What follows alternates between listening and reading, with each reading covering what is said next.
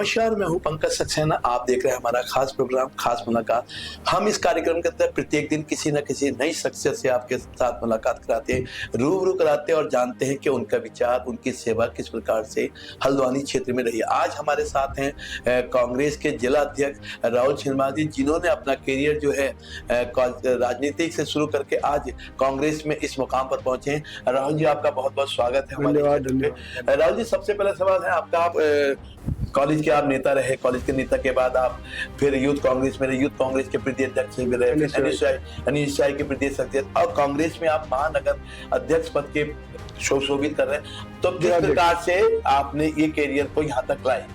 देखिए, मेरी शुरुआत छात्र संघ में हुई और मैं जब क्लास 9th में पढ़ता था तो मैं एमबी इंटर कॉलेज में उपाध्यक्ष चुना गया था। उसके बाद मैं महाविद्यालय में आया और फिर मैं वहाँ पर छात्र संघ का उपाध्यक्ष बना, फिर मैं छात्र संघ का अध्यक्ष भी बना। और मैं शुरू से ही एक कांग्रेसी विचारधारा को पसंद करते हुए आया हूँ। कांग्रेस की विचारधारा में मैंने काम किया है, मैंने एनएसयूआई के कार्यकर्ता के रूप में मैंने काम किया। और इन सब चीज़ को देखते हुए मुझे माननीय हमारी राष्ट्रीय अध्यक्ष थी उस समय की सोनिया गांधी जी, तो हमें एनएसयूआई का प्रदेश अध्यक्ष बनाया गया। उसके बाद फिर मैंने एनएसयूआई में 2-3 साल एनएसयूआई में प्रदेश अध्यक्ष के रूप में काम किया। फिर उसके बाद हम लोगों ने सभी जितने पूरे उत्तराखंड के महाविद्यालय होते हैं उसमें हमने एनएसयूआई के टिकट पे छात्र संघ को जिताने का काम किया। इन सब चीज़ को देखते हुए फिर मेरे को एनएसयूआई के बाद यूथ कांग्रेस का प्रदेश उपाध्यक्ष बनाया गया और फिर मैंने 2-3 साल यूथ कांग्रेस में प्रदेश उपाध्यक्ष के रूप में काम किया। फिर लगातार हम लोगों ने यूथ कांग्रेस में प्रदेश उपाध्यक्ष के रहते हमने माननीय राहुल गांधी जी जो हमारे नेता हैं, उनके जन्मदिवस के अवसर पर हम लोगों ने निरंतर 10-12 साल तक यहाँ पर रक्तदान शिविर चलाया, जिसमें हमने हजारों यूनिट रक्तदान यहाँ पर हम लोगों ने डोनेट किया। उसके बाद फिर मुझे हल्द्वानी महानगर का अध्यक्ष बनाया गया, जिसमें मैंने 3-4 साल काम किया। और मेरे कामों को देखते हुए फिर अब मुझे पार्टी ने वर्तमान में नैनीताल जिले का जिलाध्यक्ष बनाया है, जिसमें मैं पिछले 3 साल से कार्यरत हूँ और अभी मेरा कार्य चल रहा है जिलाध्यक्ष रूप में। राहुल भाई, जब से आप जिलाध्यक्ष बने हैं तब से इस कार्यकाल के अंदर कितने आपने लोकसभा, कितने विधानसभा, कितने मेयर के चुनाव आपने अपने कार्यकाल में लड़वाए हैं? देखिए, अभी हमारे वहाँ अभी मुझे 3 साल हुए हैं, तो अभी विधानसभा का जब मैं महानगर था तब तो चुनाव हुआ था। अभी विधानसभा लोकसभा का एक चुनाव हमारे कार्यकाल में हो गया है।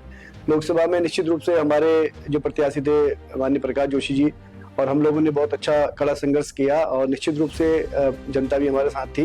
लेकिन होता है, जनता का फैसला सिरधारी होता है, कहीं पर हम लोग रह गए, लेकिन एक अच्छी परफॉर्मेंस हम लोगों ने यहाँ पर लोकसभा में चुनाव में दी थी। इस बार हमारे जिले के 6 विधानसभाएं हैं, 6 विधानसभाओं में हमारी 5 पहाड़ की विधानसभाएं हैं। सभी जगह पर हमारे कार्यकर्ताओं ने बहुत बढ़ चढ़ कर उसमें अपनी भागीदारी निभाई थी, काम किया था।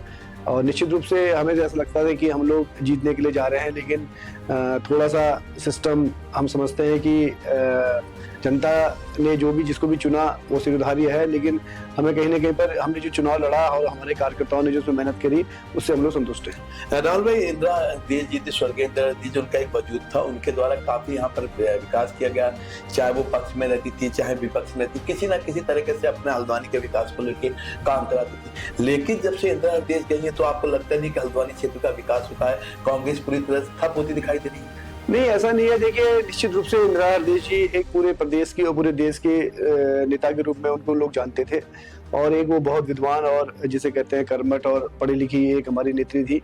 और निश्चित रूप से वो सरकार में रही, जब वो सरकार में रही तो हल्द्वानी सहित पूरे प्रदेश का बहुत विकास हुआ। कांग्रेस के समय में वैसे भी प्रदेश का विकास हुआ। तो निश्चित रूप से कहीं ना कहीं पर उनकी कमी तो आज भी हमें कहीं ना पर लगती है और हमेशा लगती रहेगी, क्योंकि इंदिरा जी एक जिसे कहते हैं कि विकास की देवी के रूप में हम उनको जानते थे। लेकिन अब हमारे वर्तमान में विधायक हैं सुमित भाई, और मैं समझता हूं कि वो भी उसी पथ पर आगे बढ़ रहे हैं जिस पथ पर इंदिरा जी काम किया करती थी। लेकिन उनका दुर्भाग्य है कि अभी वर्तमान में हमारी सरकार नहीं है, और ये जो सरकार है वो निश्चित रूप से मैं समझता हूँ कि पूरी तरीके से विकास विरोधी रही है और विकास से उनका कोई लेना देना नहीं है। तो ऐसा नहीं कि हल्द्वानी का ही विकास थमा है, मैं समझता हूँ कि पूरे प्रदेश का विकास आज के दिन थम चुका है। और यहाँ पर हमारे हल्द्वानी की बात है तो मैं समझता हूँ कि हल्द्वानी में आज भी विधायक जो अपने हैं वो अपनी विधायक नीति के द्वारा जो भी विकास कार्य होते हैं उनको कराने में आज भी अपने। राहुल भाई, आपने एक सवाल रखा है कि विकास कांग्रेस के राज में हुआ, विकास किया और पूरे प्रदेश और जनता जान चुकी है कि कांग्रेस विकास करती थी और जो भाजपा है विकास विरोधी है, तो फिर 2 बार क्यों नकार दिया जनता ने कांग्रेस को? लेकिन जनता का फैसला सिरोधारी होता है, निश्चित रूप से मैं समझता हूं कि कहीं ना कहीं पर आज एक आम जनता के बीच में भी एक ये चर्चा हमेशा बनी रहती है कि कहीं ना कहीं पर जब चुनाव आता है तो भारी संख्या में जनता जो होती है वो कांग्रेस के प्रत्याशी के साथ बढ़ चढ़कर प्रचार में, प्रसार में, सब में भाग लेती है। और निश्चित रूप से जब चुनाव चल रहा होता है तो उसमें ऐसे ही लगता है कि आम जनता को भी लगता है कि कहीं ना कहीं पर कांग्रेस का प्रत्याशी विजय हो गया है। लेकिन अंतिम क्षणों में क्या ऐसी चीजें होती हैं कि जिसको आज तक हम लोग नहीं समझ पाए हैं। मतलब क्या अंतिम चरणों में क्या लगता है भाजपा क्या वोटिंग में फरेब करवा देती है? क्या अंत आप खुल के बताइए ना। निश्चित रूप से चल रहा है, पब्लिक आपको देख रही है, क्या है आपने कहा देखिए अंतिम चरणों में क्या होता है? देखिए ऐसा होता है जो जीता वही सिकंदर, निश्चित रूप से मैं मानता हूँ। लेकिन ऐसा है कि मैं समझता हूँ कि जनता जो है, जनता चाहती है कि कांग्रेस सत्ता में आए और जनता जो है वो कांग्रेस को प्यार करती है और जनता कांग्रेस के साथ हमेशा जिसे कहते हैं कि जुड़ के चलती है और जनता जानती है कि जो विकास होता है वो सिर्फ कांग्रेस ही कर सकती है। लेकिन जनता का फैसला सिरोधार्य होता है और जो जनता ने फैसला दिया होता है उसको सबको मानना होता है। तो लेकिन इस बारे में हम लोग मंथन कर रहे हैं कि आखिर ऐसा क्यों होता है कि जब चुनाव होता है और जब हमारे प्रत्याशी मैदान पे होते हैं, जब एक कार्यकर्ता मैदान में होता है तो बढ़ चढ़कर हजारों की संख्या में कार्यकर्ता हमारे साथ रहता है, लेकिन उसके बाद जब परिणाम आते हैं तो परिणाम जो होता है वो कहीं ना कहीं पर हमें लगता है कि हमारे विपरीत आ रहा है। तो इस बारे में हम लोग अब गहन चिंतन कर रहे हैं। जो आने वाले चुनाव होंगे, जो आने वाली चीजें होंगी, उसमें इन सब चीजों पर हम लोग विशेष ध्यान रखेंगे और मैं समझता हूँ कि ये सब चीजों में सुधार कर लिया जाएगा। आपका साफ तौर से कहना है कि भाजपा जो है मतदान के समय सही रहती है, मतगणना जब होती है उसमें धांधेबाजी कर निश्चित कहीं ना कहीं पर ये मैं नहीं कह रहा हूँ, ये एक आम जनता का एक जिसे कहते हैं मानना है कि कहीं ना कहीं पर अभी हम लोगों का भी यहाँ पर मेयर का चुनाव हुआ था तो अगर आप एक आम जनता की राय ले लेंगे तो कोई भी नहीं मानेगा कि कहीं ना कहीं पर कांग्रेस हार रही थी करके, क्योंकि आम जनता का बहुत अटूट विश्वास और अटूट प्रेम हम लोगों को मिल रहा था। और जिस तरीके से चारों ओर से, गली गली से, मोहल्ले मोहल्ले से, घर घर से एक आवाज निकल के आ रही थी कि कांग्रेस प्रत्याशी इस बार विजय होकर आएगा और हम लोग बड़े आश्वस्त थे कि हम लोग जीतने जा रहे हैं और जीत के आ रहे हैं। लेकिन जब हमने अंतिम समय में परिणाम देखे तो वही ढक के 3 बार निकले। आपने नगर निगम चुनाव की बात की, ललित जोशी जी ने भी यहाँ पे बड़ा बयान दिया था कि कांग्रेस जो आपसी फूट के कारण हारती है और मंथन की जरूरत है। यही बैठते ललित जोशी जी ने बयान दिया था आज से 5 दिन पूर्व भी, कहा था कि ललित कांग्रेस को जो है मंथन की जरूरत है, विपक्ष को जो है मंथन की जरूरत है, हमारी आपसी फूट के कारण हमारी हारती है। आपने कहा हम जीत रहे थे नगर निगम, लेकिन राजपुरा हो गया, भरपूरपुरा क्षेत्र डमवट हो गया, कांग्रेस का गढ़ कहा जाता है, वहीं से ललित जोशी को वोट नहीं पड़े। देखिए ऐसा ना, ये नहीं कहना चाहिए कि नहीं पड़े। देखिए ऐसा होता है कि जनता ने हमें भरपूर प्रेम दिया और जनता ने हमें हमारा भरपूर साथ दिया। राहुल भाई नकारा क्यों? जीत और हार ये एक जिसे कहते हैं सिक्के के 2 पहलू हैं और ये लोकतंत्र में जो भी जीतता है उसे स्वीकार करना पड़ता है, जनता का फैसला होता है स्वीकार करना पड़ता है। लेकिन मैं समझता हूँ कि जनता का जिस तरीके से एक अटूट प्रेम हम लोगों को मिलता है और मिलता रहा है और मैं समझता हूँ आगे भी मिलेगा, लेकिन हम उस जनता के प्रेम से बड़े खुश हैं। और कहीं ना कहीं पर मैं आपसे कह रहा हूँ ना कि कोई ना कोई ऐसी बात है कि जब हम लोग चुनाव लड़ रहे होते हैं, जनता के बीच में जा रहे होते हैं तो हमें जनता का विशेष प्यार मिलता है और जिसे कहते हैं। लेकिन जब होती है काउंटिंग और जब मतदान के रिजल्ट आते हैं तो उसमें हम लोग चूक जाते हैं। इसी को लेकर के अब हम लोगों के वहाँ ये मंथन चल रहा है कि अब हम लोग जब चुनाव हो जाए उसके बाद हमें क्या सावधानियां बरतनी है, इस विषय में भी अब संगठन विशेष रूप से ध्यान दे रहा है। संगठन की बात की आपने, संगठन जो थे जैसे भारतीय जनता पार्टी एक संगठित विश्व की नंबर 1 पार्टी कहलाई जाती है और उनका साफ तौर से कहना है कि हम संगठित हैं। क्या कांग्रेस संगठित नहीं? कांग्रेस की आपसी फूट की वजह से लगातार, क्योंकि कांग्रेस ने सबसे ज्यादा भारत में राज किया, अपना शासन चलाया, उनके द्वारा विकास भी किए गए, ये पूरी जनता भी जानती है। लेकिन अब ऐसा क्या रहा कि आपसी फूट कांग्रेस की हुई जिस कारण से पूरी तरह से उत्तराखंड ले लो, चाहे पंजाब ले लो, चाहे दिल्ली ले लो, कांग्रेस सफाई होती दिखाई दी। देखिए मैं आपको बताऊं ना कि आज भी जनता कांग्रेस के साथ है। लेकिन देखिए बड़ा दुर्भाग्य है हमारा, जब कांग्रेस की सरकार हुआ करती थी तो जो हमारी लोकतंत्र की जो संवैधानिक संस्थाएं होती थी वो कहीं ना कहीं पर निष्पक्ष होती थी, पारदर्शी होती थी। और आज के दिन मैं समझता हूं कि जितनी भी हमारी लोकतंत्र की जो हमारी संवैधानिक संस्थाएं हैं उनमें कहीं ना कहीं पर भारतीय जनता पार्टी की सरकारों द्वारा उन पर दबाव बनाया जाता है और उनपे कहीं ना कहीं पर जिसे कहते हैं कि उनको उनकी निष्पक्षता पर कहीं ना कहीं पर उनको रुका जाता है। और मैं समझता हूं कि आज देखिए कि मैं कहना नहीं चाहिए लेकिन फिर भी देखिए आज एक नया नाम इसी सरकार में और इसी इनके शासनकाल में एक जो मीडिया जो हमारा लोकतंत्र का चौथा स्तंभ कहलाता है उसको एक नया नाम दिया गया, गोदी मीडिया। वो गोदी मीडिया कौन है? है ना। जबकि मीडिया का एक काम होता है कि वो एक हमेशा एक विपक्ष की भूमिका में रहता है। लेकिन आज अगर आप देखिए तो कहीं ना कहीं पर हम देखते हैं कि जो मीडिया है जो वो कहीं ना कहीं पर सत्ता के साथ चलता है, सत्ता की प्रशंसाओं पर लगा रहता है, सत्ता की जो कमियां होती हैं उसको कभी उजागर नहीं करता और विपक्ष की जबरदस्ती की चीजों को निकाल निकाल के वो जनता के सामने पेश करता है। और निश्चित रूप से देखिए कहीं ना कहीं पर जो एक आम जनता होती है वो कहीं ना कहीं पर मीडिया पे आज भी भरोसा करती है। उसे लगता है कि जो मीडिया बोल रहा है वो कहीं ना कहीं पर सच बोल रहा है, क्योंकि वो एक कामकाजी आदमी होता है। दिन भर की अपनी भाग दौड़ के साथ जब वो शाम को अपने घर पहुंचता है, जब वो अपना कोई मीडिया चैनल खोलता है तो उसमें एक ही चीज सुनाई देती है, एक ही चीज उसको दिखाई देती है। तो जनता कहीं ना कहीं पर दिग्भ्रमित है और अब धीरे धीरे जनता को समझ में आने लगा है कि कहीं ना कहीं पर जो लोकतंत्र का चौथा स्तंभ है वो कहीं ना कहीं पर अपनी उस भूमिका को नहीं निभा रहा है जो भूमिका उसके साथ उसकी होनी चाहिए। और इन सब चीजों को अब जनता समझ रही है और अब आने वाले समय में आप देखेंगे कि परिणाम बिल्कुल कांग्रेस के पक्ष में आएंगे। आपका साफ तौर से कहना है कि मीडिया को लेके भाजपा जलती है, मीडिया को लेके भाजपा जीती, तो कांग्रेस क्यों नहीं करती मीडिया से बात? कांग्रेस क्यों नहीं समर्थन लेती मीडिया का? देखिए अगर आपके शंका है कायदे में तो अगर देखा जाता है तो चौथा स्तंभ का मीडिया निष्पक्ष कार्य करती है। ये मीडिया को बदनाम करना ये हर कांग्रेस का आज एक एजेंडा होता है। मीडिया गोदी मीडिया को लेकर काम करती है, गोदी मीडिया उसका नाम रख दिया गया है। तो क्या आपको लगता है कि मीडिया को हायर करना या मीडिया इसके साथ लेना या टाई अप करना तो कांग्रेस ने क्यों नहीं किया? कांग्रेस ने भी तो इतने साल काम किया, तभी मीडिया थी। देखिए पंकज जी, मैं आपको इसलिए बता रहा हूँ, देखिए ऐसा होता है लोकतंत्र की जो हमारी संवैधानिक संस्थाएं होती है उनको निष्पक्ष अधिकार होते हैं और जो मीडिया होता है वो एक लोकतंत्र का एक चौथा स्तंभ है। और हमेशा जो चौथा स्तंभ है वो निश्चित रूप से हमेशा एक विपक्ष के साथ विपक्षी की भूमिका में रहता है। लेकिन आज जब भी कांग्रेस की सरकारें रही उन्होंने कभी भी किसी संवैधानिक संस्था को, चाहे देखिए आप चुनाव आयोग को देख लीजिए, आप चुनाव आयोग भी कहीं निष्पक्ष काम कर रहा है? नहीं कर रहा है। क्यों? क्योंकि देखिए ऐसा है ना कि एक सरकार ने प्रत्येक व्यक्ति को डराने धमकाने का काम किया है।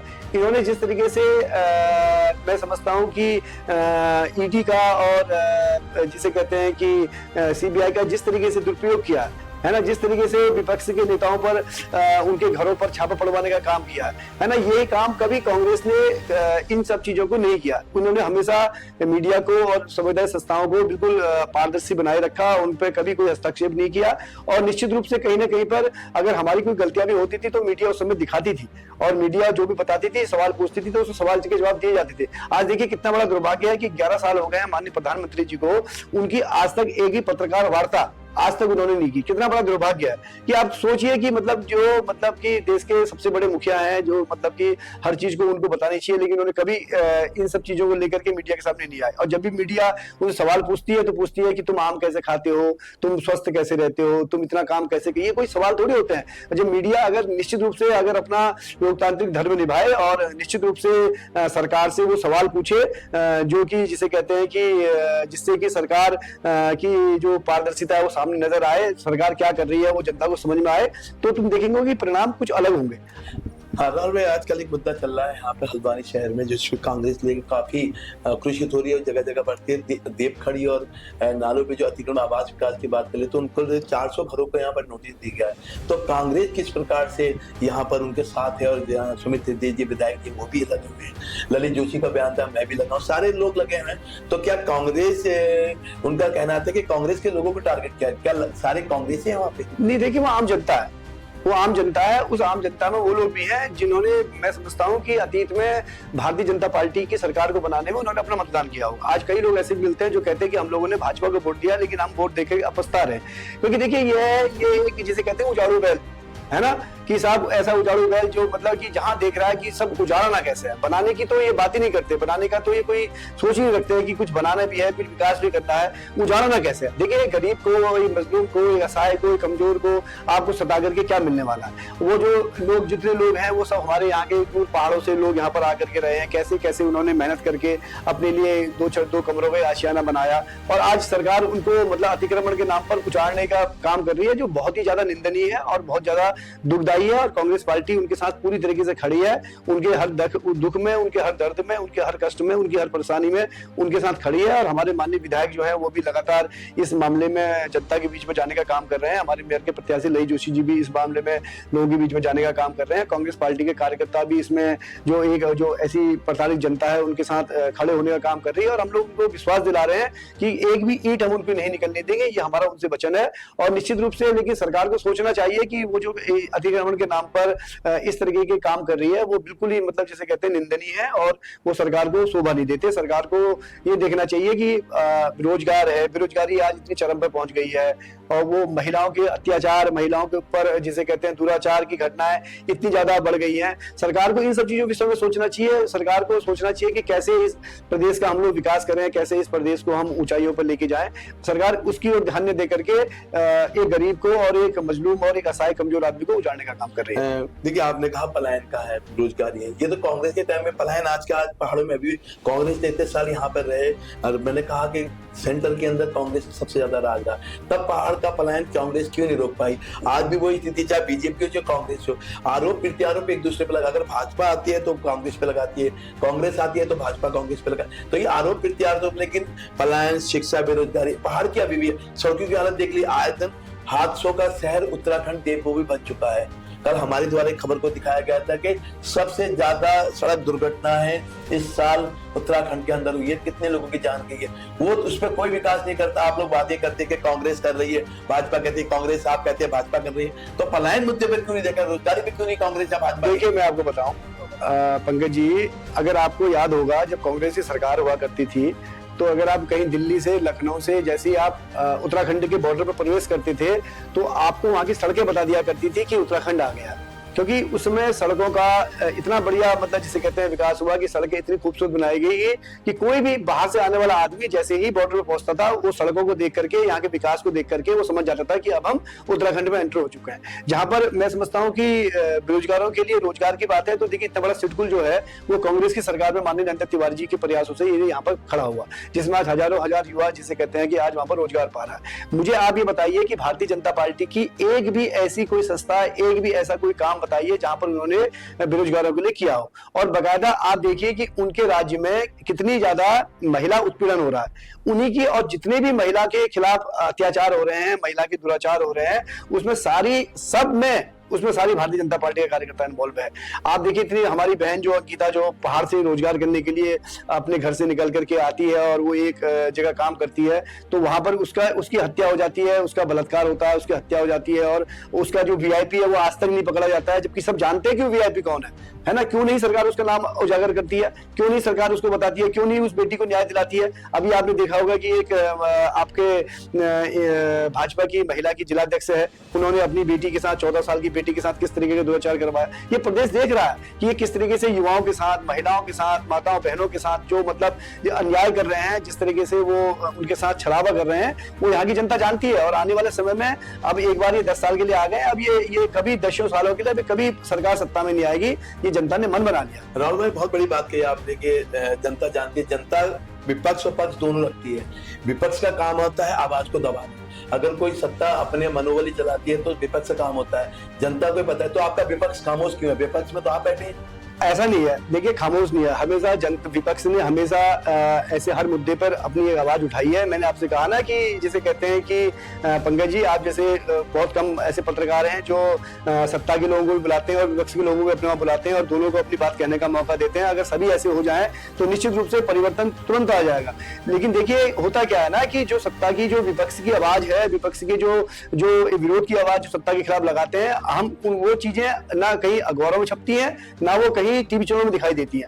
जब हम उन पत्रकारों से, साथियों से बात करते हैं कि यार हमने इतना बड़ा मामला बनाया था और हमने तो देखा वो तो कहीं दिखाई नहीं रहा, तो वो कहते हैं कि यार हम क्या करें, हमारा काम तो सिर्फ इतना है कि यहाँ से आपकी बाइट ले लें और फिर ऊपर भेज दें। जो ऊपर वाले हैं वो कुछ करते ही नहीं है, वो तो कुछ आता ही नहीं है। और वो आप भी जानते हैं ऐसा ही नहीं कि हम ही जानते हैं, आप भी जानते हैं कि भाई आपकी, ऐसा नहीं है कि आपकी मजबूरी है, क्योंकि आपकी भी लिमिटेशन है। आप जब कोई चीज सरकार के खिलाफ अगर उसको छापने लगेंगे और अगर आप सरकार के खिलाफ लिखने लगेंगे तो पंकज भाई के भी यहाँ पर ईडी और सीबीआई आ जाएगी और पता चला कि आपका ये जितना तामझाम है इसके बारे में आपसे पूछताछ करने लग जाएगी। तो जो एक जनता के अंदर, एक लोकतंत्र के अंदर जो डर का माहौल इस सरकार ने पैदा किया है ना, उस सरकार सिर्फ इन्हीं सब चीजों से आज सत्ता में बैठी हुई है। इनके पास कोई मुद्दा नहीं है। जहां पर बात करोगे तो ये भारत पाकिस्तान कर देंगे, हिंदू मुसलमान कर देंगे। कहीं विकास की बात तो इनके मुंह से निकलती नहीं है। हमें बताना कि विकास की कौन सी बातें ये लोग करते हैं, विकास के लिए इन्होंने कौन से नए आयाम खड़े किए।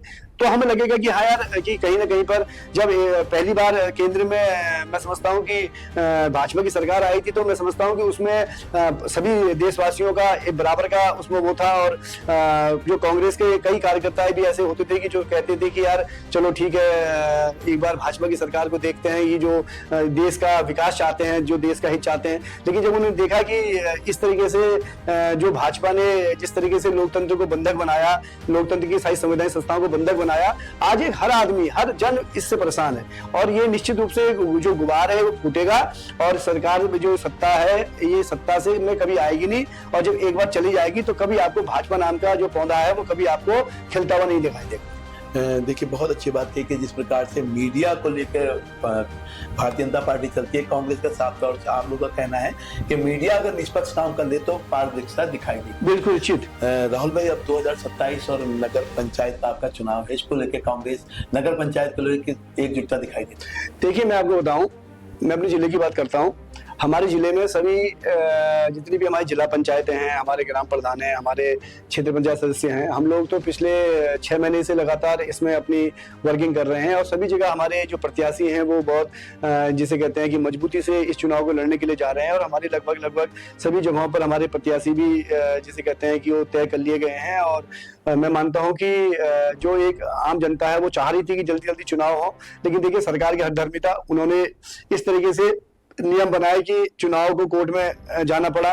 और माननीय कोर्ट ने जो भी निर्णय किया, लेकिन कहीं ना कहीं पर हम लोगों को जो उम्मीद थी, उस उम्मीद के मतलब ये लगता था कि आरक्षण में जो भेदभाव हुआ है, उस आरक्षण का भेदभाव को कहीं ना कहीं पर माननीय न्यायालय संज्ञान लेगा। लेकिन ठीक है, न्यायालय का फैसला है तो शब्द को सर्वमान्य है। और मैं समझता हूँ कि जो सरकार है वो ये चुनाव भी नहीं कराना चाहती थी।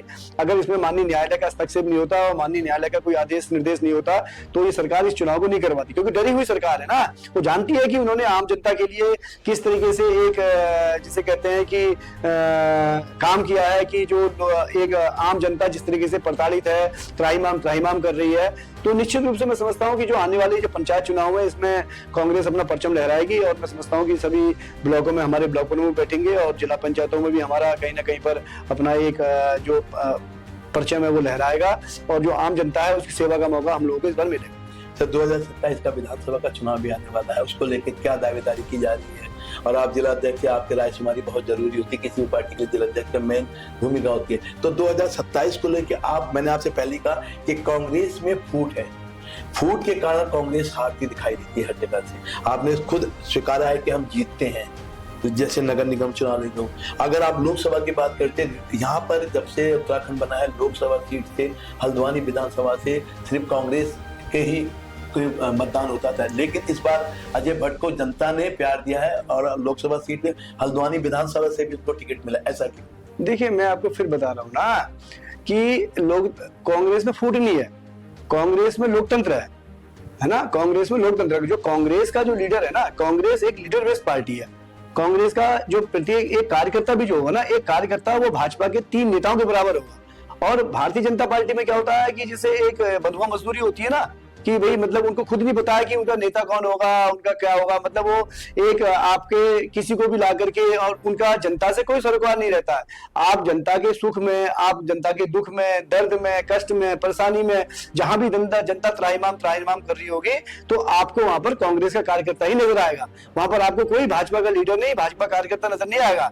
बस निश्चित रूप से क्या होता है कि लास्ट में जब वो हिंदू मुसलमान और भारत पाकिस्तान इन सब चीजों को जिसे कहते हैं कि चुनाव में अपने बिल्कुल मुद्दों से अलग ये एक नई लाइन खड़ा करने का काम करते हैं। उसके बाद जो आपके जितना ये मीडिया तंत्र है, जो जिसको हम गोदी मीडिया कहते हैं, सभी मीडिया तो नहीं है, जो गोदी मीडिया होती है, वो जिस तरीके से मतलब कि प्रचार की जगह विपक्ष का दुष्प्रचार करने लग जाते हैं। तो ये सब चीजें क्या होता है कि जनता के दिमाग में एक अलग ही असर डालते हैं, ताकि उनको बताते हैं कि साहब आप हिंदू हो और आपको मुसलमान से खतरा है। और आदमी, एक आम जनता क्या करेगी, है ना, उसको लगेगा कि यार जो लोकतंत्र जो टीवी बोल रहा है, जो अखबार दिखा रहा है, कहीं ना कहीं पे सच्चाई होगी। क्योंकि आज भी लोग कहीं ना कहीं पर लोकतंत्र के जो 14 स्तंभ होती है मीडिया, उस पर भरोसा करते हैं। और निश्चित रूप से धीरे धीरे ये जो भरोसा अब कम हो रहा है, और जब ये कम हो रहा है तो जनता ये चीज समझ रही है। और अब आने वाले चुनाव में आप देख रहे हैं ना कि मतलब एक आम जनता ही नहीं, भारतीय जनता पार्टी की सरकार से भारतीय जनता पार्टी के कार्यकर्ता भी प्रताड़ित है, लेकिन उनकी हिम्मत नहीं है बोलने की।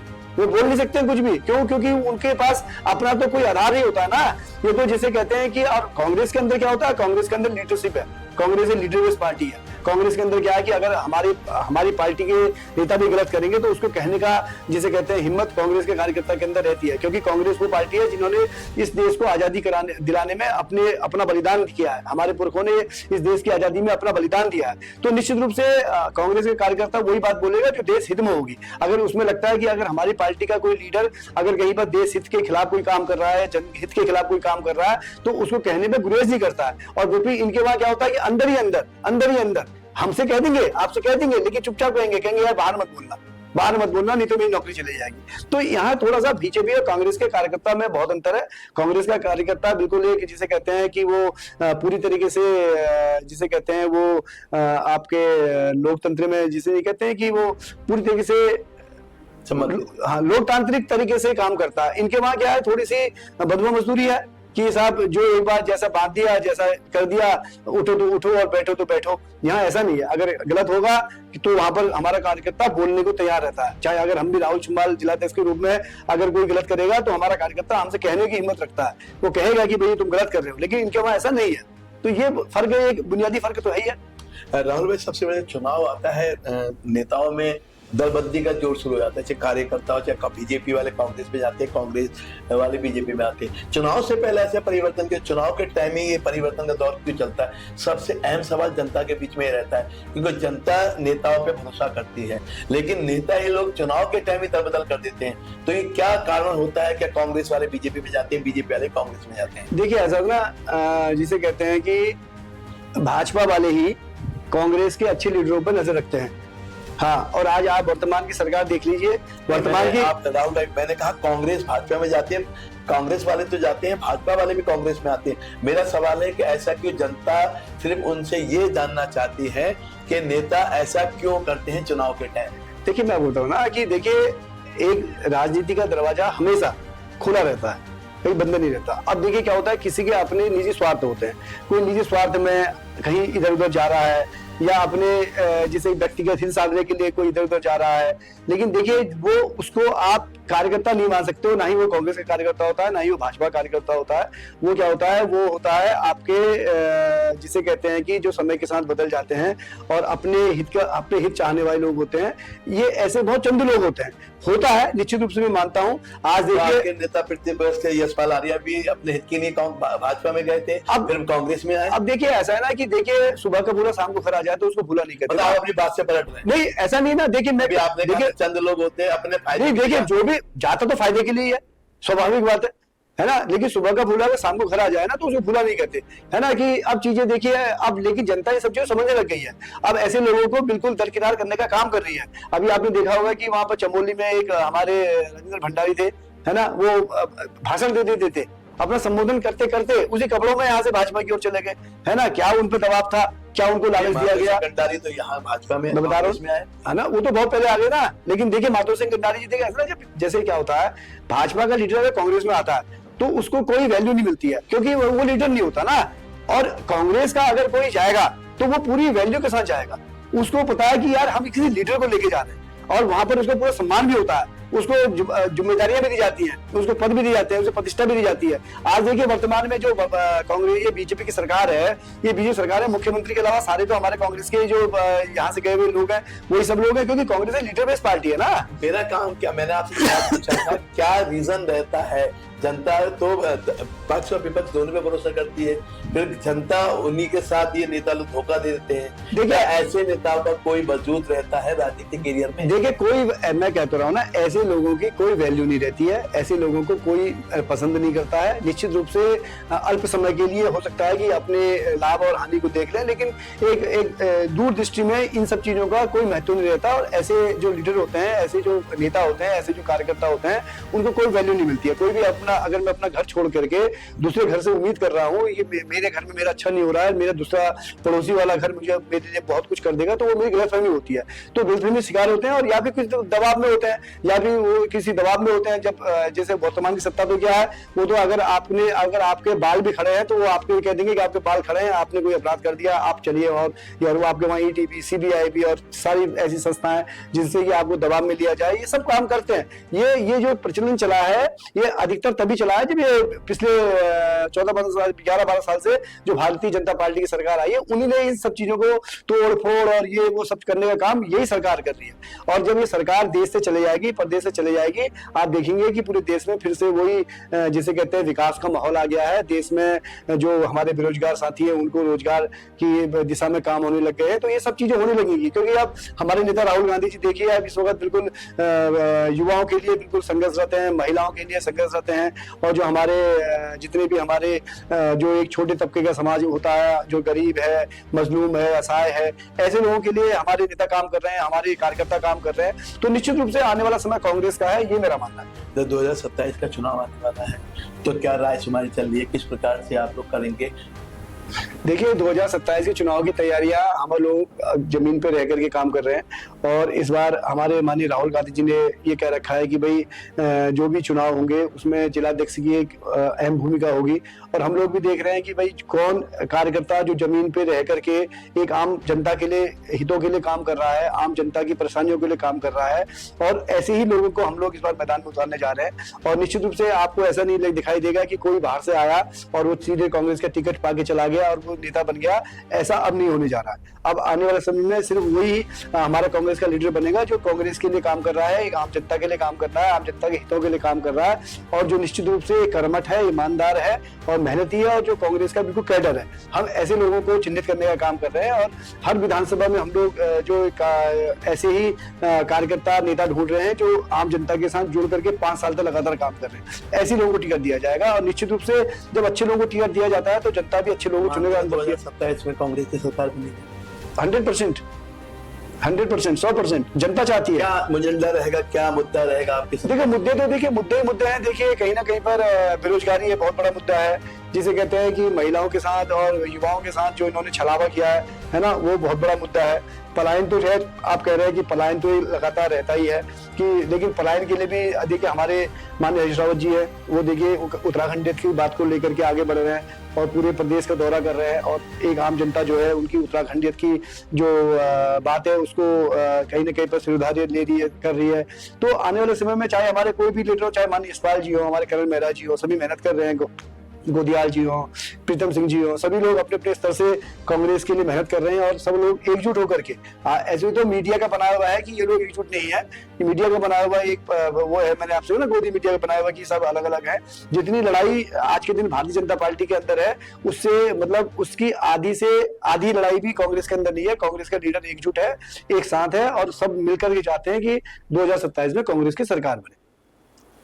ये थे हमारे साथ कांग्रेस के जिलाध्यक्ष राहुल शर्मा जी ने साफ तौर से कहा कि मोदी जो भाजपा है मोदी के नाम पे चलती है, मीडिया के नाम पे चलती है। 2027 के अंदर उत्तराखंड और भारत के अंदर सभी राज्यों में जो है 2027 में भाजपा को हराकर कांग्रेस की सरकार बनेगी। और जो विकास मुद्दे हैं कांग्रेस के द्वारा जो मुद्दे हैं उसको लेकर चलेंगे। चलिए फिर मिलते हैं अगले हफ्ते किसी नई शख्सियत के साथ। नमस्कार।